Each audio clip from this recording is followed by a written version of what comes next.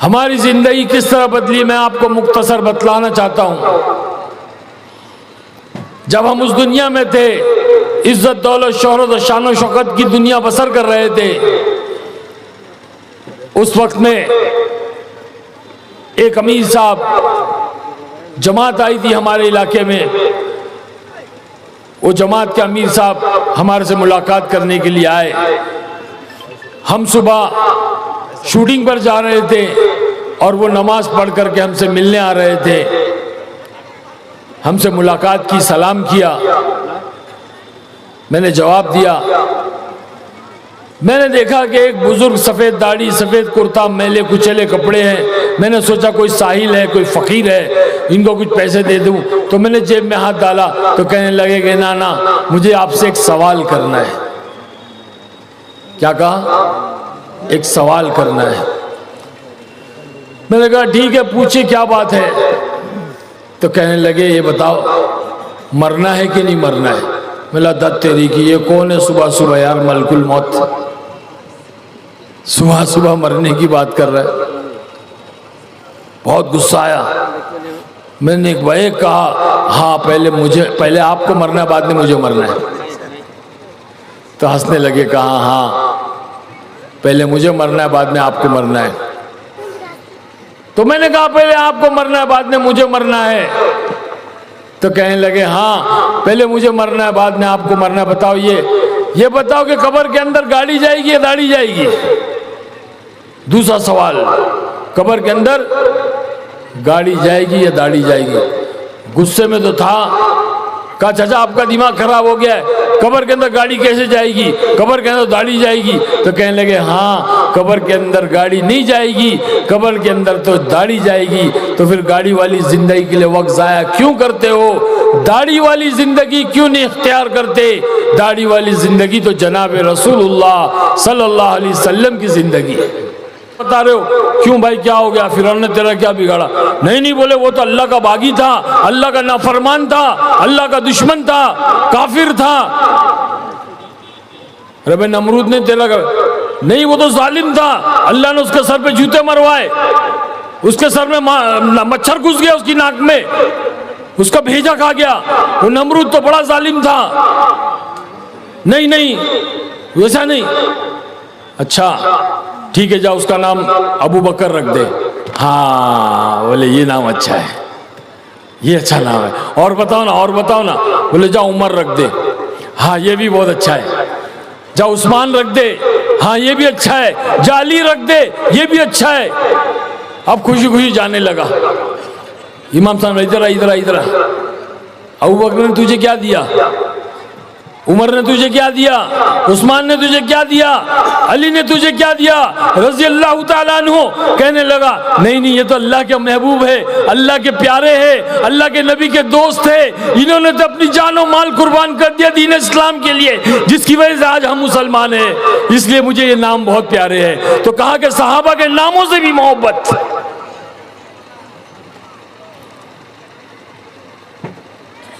आज मेरे दोस्तों, सहाबा की जिंदगी के अंदर दीन था, दीन। उन्होंने अपनी जिंदगी को संवारने की मेहनत की थी। और किसकी सोबत में की थी? सरकार दो आलम सल्लल्लाहु अलैहि वसल्लम की सोबत में की थी। सहाबा बने। अल्लाह के नबी कहा कि मेरे सहाबा सितारों की मानिंद है, उनकी इत्तेबा करो। हम इन फिल्मी सितारों की इत्तेबा कर रहे हैं। आज हमारा नौजवान थोड़ी सी जवानी आती अपने आप को शाहरुख खान समझता है, अपने आप को सलमान खान समझता है, बॉडी बना लिया।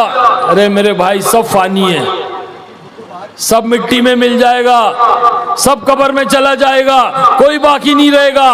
बादशाह भी जाएगा और फकीर भी जाएगा। बादशाह अपने साथ तख्त और ताज लेकर नहीं जाएगा और फकीर अपने साथ कटोरा लेकर नहीं जाएगा। हर आदमी अपने ईमान और अमाल को ले जाएगा। मेरी बात कान खोल कर सुन लो मुसलमानों, मेरी बात कान खोल कर सुन लो काटियार वालों। हर आदमी अपने ईमान और अमाल को लेकर के जाएगा। अल्लाह ने जिंदगी एक मौका दिया है। मैं यहाँ नहीं आया हूँ, अल्लाह ने मुझे भेजा है। और कल क़यामत के लिए हुज्जत कायम हो गई। कल कोई ये नहीं कह सकता हमें कोई कहने वाला नहीं आया था, कोई समझाने वाला नहीं आया था, कोई बतलाने वाला नहीं आया था। वरना उस दुनिया से निकलना कोई मामूली बात है। वह ऐसी चमक धमक की जिंदगी और चमक धमक की दुनिया, इज्जत दौलत शोहरत औरत, जिसके पीछे दुनिया भागती है, वो चारों चीजें हमारे कदमों में थी। उसको छोड़कर आना कोई मजाक है? ये तो अल्लाह ने निकाला, अल्लाह ने अपनी रहमत की रस्सी डाल करके निकाला, अल्लाह ने दावत और तबलीग की मेहनत में लगाया और ला करके आपके सामने बिठाया। हम तो मस्जिदों में जूते चप्पल रखने की जगह बैठने के लायक नहीं थे, अल्लाह ने मिंबर और मेहराब के पास बिठाया।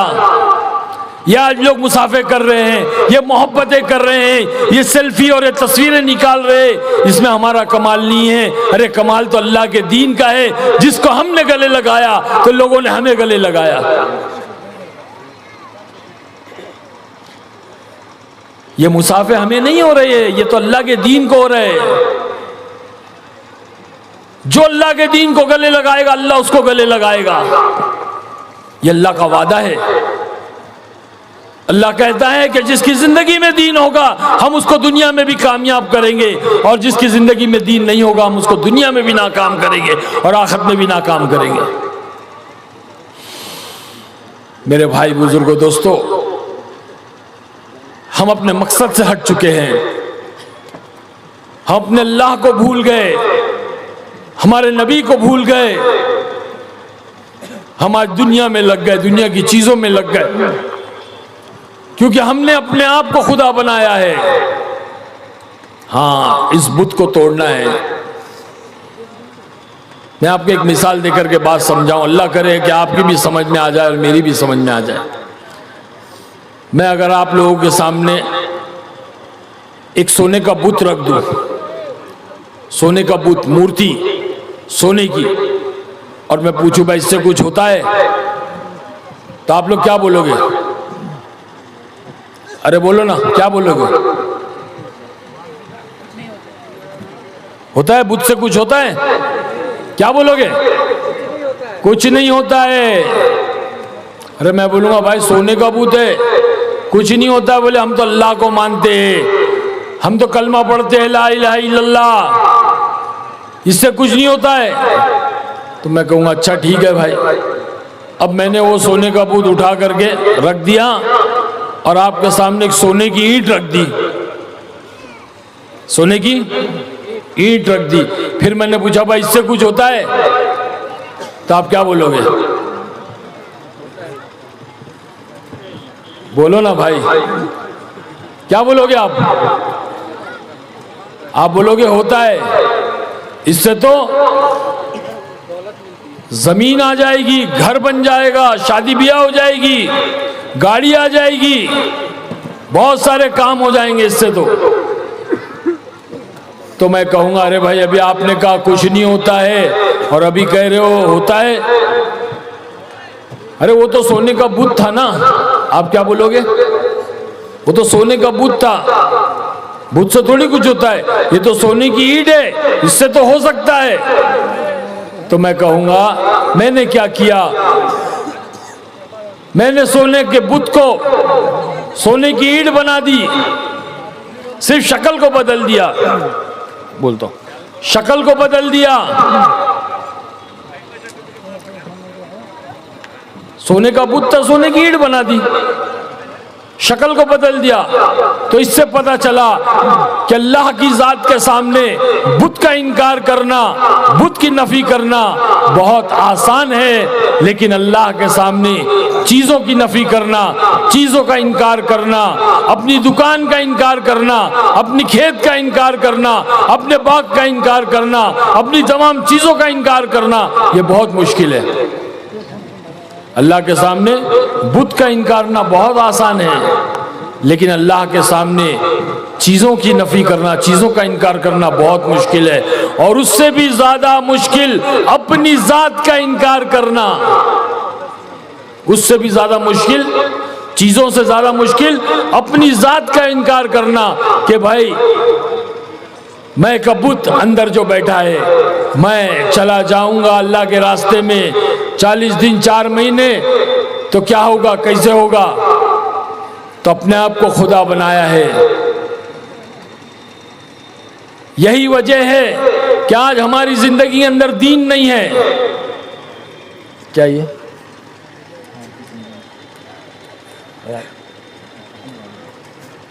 तो भाई हमारा भी यही हाल था। हम कोई दूध के धुले हुए नहीं है, कोई वली अल्लाह नहीं है। अल्लाह के रास्ते में चलते रहते हैं, दीन सीखते रहते हैं, दीन सीखने के लिए जद्दोजहद करते रहते हैं, दावत और तबलीग की मेहनत में लगे हुए रहते हैं। क्योंकि हमारी जिंदगी जो बदली है वो दावत और तबलीग की वजह से बदली है। जैसे मैंने बताया कि कुछ नहीं जाएगा साथ में, कब्र के अंदर हर कोई जाएगा, बादशाह भी जाएगा, फकीर भी जाएगा। हमारी जिंदगी किस तरह बदली मैं आपको मुख्तसर बतलाना चाहता हूं।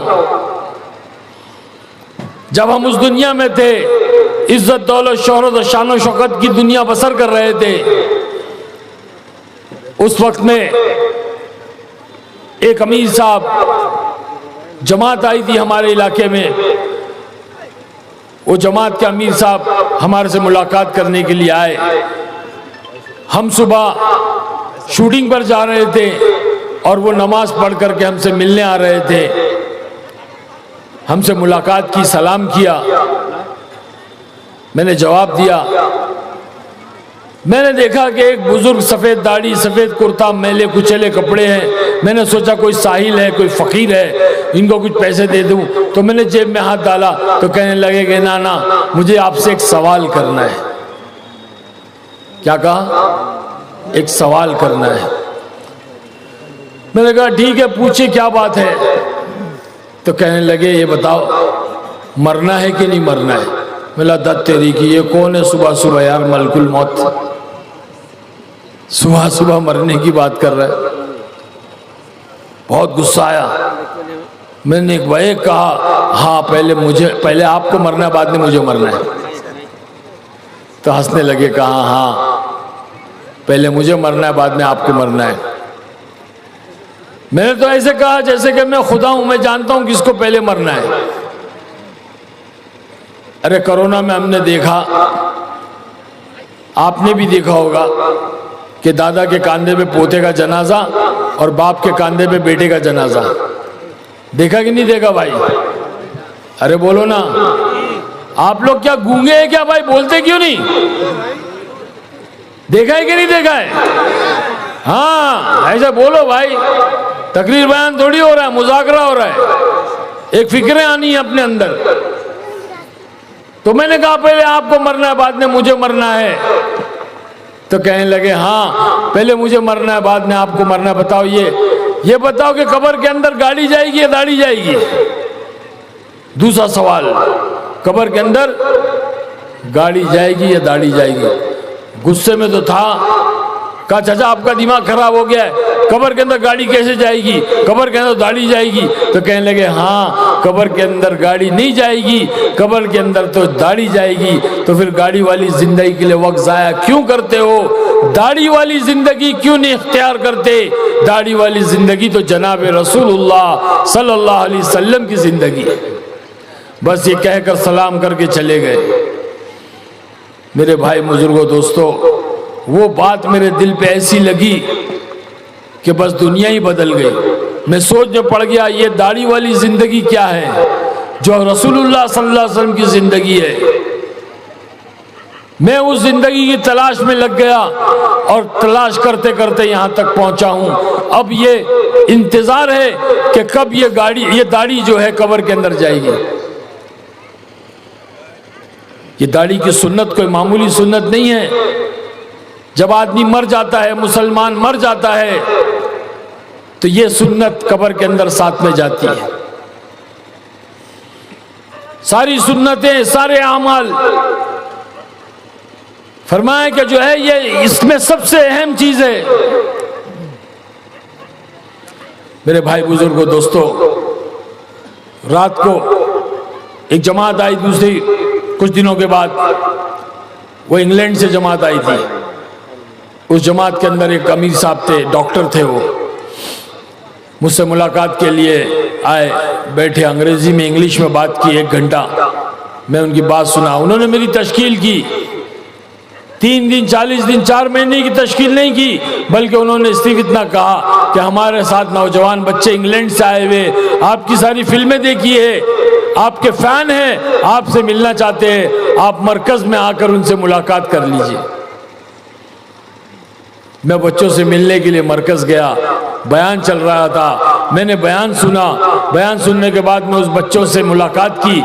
मुलाकात करने बच्चों के कहने पर मैं उस मस्जिद में रात को क़याम किया। उन्होंने कहा कि आप आज मस्जिद में अल्लाह के घर की चटाई पे हमारे साथ सो जाओ, हम इतनी दूर से इंग्लैंड से आ रहे हैं, आप आज हमारे साथ में मस्जिद की चटाई में अल्लाह के घर में सो जाओ। बार बार कहने लगे अल्लाह के घर में मस्जिद की चटाई पे सो जाओ। तो दिल में खौफ सा तारी हो गया। मैंने कहा ठीक है, मैं आज आप लोग के साथ में अल्लाह के घर में मस्जिद की चटाई में सो जाता हूँ। मेरे बुजुर्गों दोस्तों, बस वो सोना क्या था कि अल्लाह ने वो हिदायत दी और वो जिंदगी बदली। ऐसी नींद आई जो बड़े बड़े जो है 5 स्टार होटलों में नरम नरम गद्दों पे एयर कंडीशन कमरों में और शराब के नशे करने के बाद जो नींद नहीं आती थी, अल्लाह ने उस मस्जिद की चटाई में वो सुकून की नींद अता फरमाई कि दुनिया ही बदल गई। यह है दावत का काम, यह है दावत की मेहनत कि हम जैसे ना जाओ कितने लोगों की जिंदगियां बदल रही है, कितने लोगों की जिंदगियां इस मेहनत के जरिए से बदल रही है। मेरी ये चाहत है कि आप लोग भी इस मेहनत के अंदर लगो, अपनी जिंदगी अंदर अल्लाह के दीन को लाओ, अल्लाह के फरमाबरदार बनो, अल्लाह की नाफरमानी को छोड़ दो। अल्लाह की रहमतें नाजिल होगी, बरकतें नाजिल होगी। अल्लाह दुनिया में इज्जत की जिंदगी देगा, इज्जत की रोटी रोजी देगा, ये अल्लाह का वादा है, और आखिरत में हमेशा हमेशा की जन्नत देगा। ये दुनिया वालों की चमक धमक, इनकी मालो दौलत, ये सब यहीं खत्म हो जाएगी। 4 दिन की जिंदगी, फिर अंधेरी रात।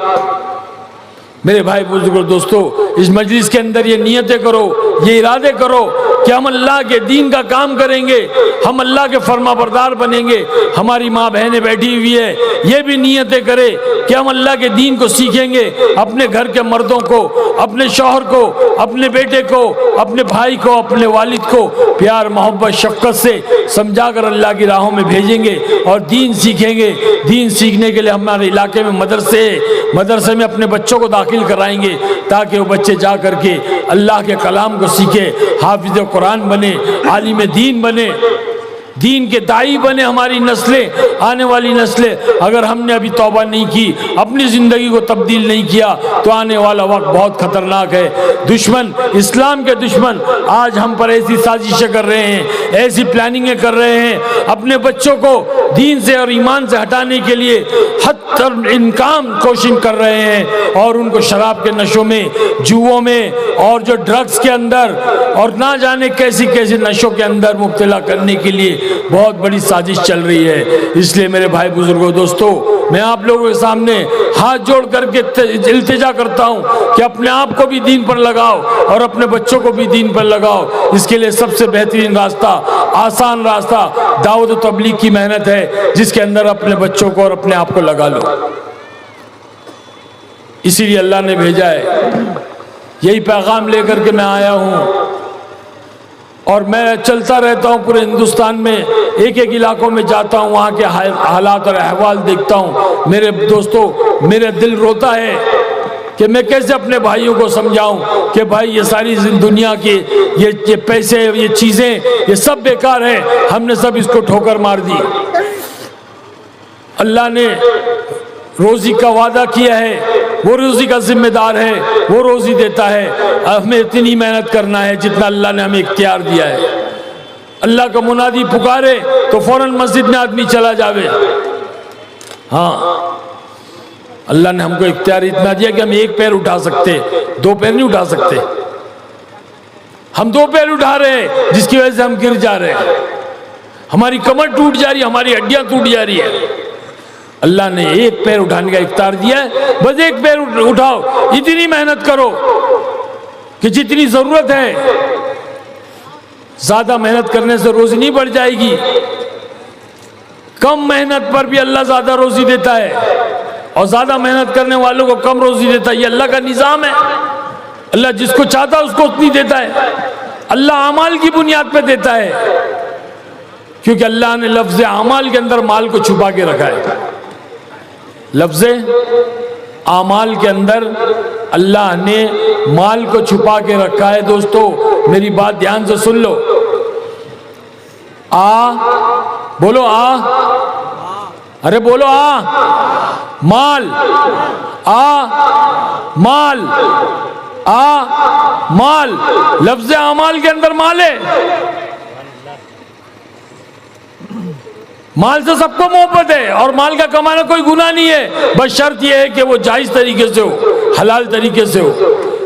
जायज तरीके से कमाए और जायज तरीके से खर्च करे। हलाल तरीके से कमाए, हलाल चीजों पर खर्च करे, लोगों के हुकूक अदा करे, तो ये माल आपके लिए रहमत है। अगर आप ऐसा नहीं करते हो तो ये माल आजाब है, इसका हिसाब होगा। तो लफ्ज अमाल के अंदर माल को छुपा रखा है। और सबसे बड़ा अमाल क्या है? नमाज, जिसको आज मुसलमान छोड़ रहा है। तुम नमाज नहीं पढ़ रहे हो, तुम अमाल नहीं करो तो माल कहां से आएगा? आमाल तो हुआ ही नहीं ना, इधर अब जामाल हो रहा है। जामाल, हम आमाल को छोड़ के जामाल में लग गए तो सारा माल जा रहा है। कहां जा रहा है? हाँ, फैशन में जा रहा है, इंजेक्शन में जा रहा है, मेडिसिन में जा रहा है, ऑपरेशन में जा रहा है, सेलिब्रेशन में जा रहा है, डेकोरेशन में जा रहा है, फ्रस्ट्रेशन में जा रहा है। समझ रहे भाई? तो माल यहां जा रहा है। जितने भी शहने टेंशन में जा रहा है। देखो आप गिनो, इंजेक्शन, ऑपरेशन, सेलिब्रेशन, डेकोरेशन, ये सब इसमें जा रहा है माल। फैशन, इसीलिए चाहते हैं कि अपने माल को सही जगह लगाओ। जो बाकी रहेगा वो जहां आप लगाओगे अल्लाह के घर के लिए, मदरसों में, दीनी कामों में जब आप लगाओगे ये बाकी रहेगा। कल अल्लाह पाक इसका बदला गिन गिन करके देगा। और 1 रुपए पे अल्लाह 7 लाख देगा और बेहिसाब देगा। अभी जिस तरह आप लोगों ने इतना पैसा दिया, माशाअल्लाह, अल्लाह बेइंतहा कबूल फरमाए। और किसी का दिल चाहे तो दे, इंशाअल्लाह लेंगे। और थोड़ी देर के बाद में दुआ करेंगे ताकि अल्लाह पाक मुझे भी इसका जरा सवाब दे।